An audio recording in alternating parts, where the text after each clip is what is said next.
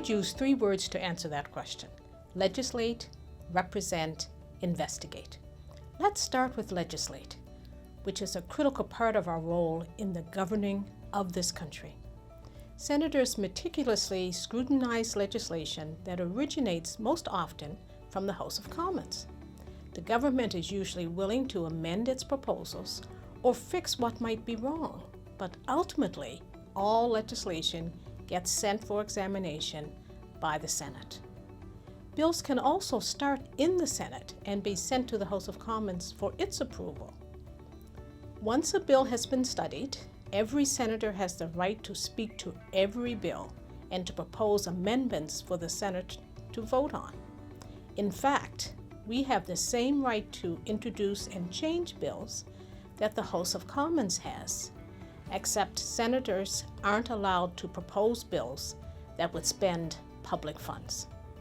Our own bills can also become law. For example, my former colleague, Senator James Cowan's bill to prohibit and prevent genetic discrimination became law in May of 2017. His bill will help save lives. Now let's move on to investigate.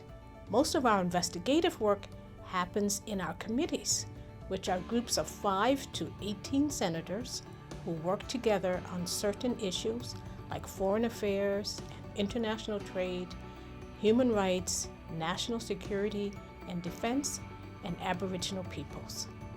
Our committees hold hearings and invite expert witnesses to give us their opinions on whatever subject we are examining.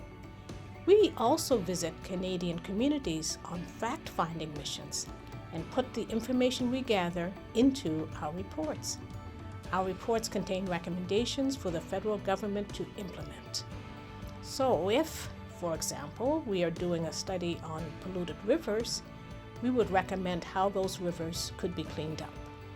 In our committees, we seek to really get to the heart of an issue. Let's look at that last word now, represent. The Senate was originally created to ensure Canada's smaller regions had sufficient representation in Parliament.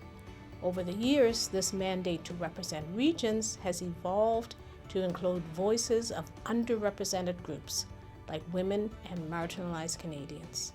Indeed, if you look at the faces in the Senate today, you will see the many faces of Canada.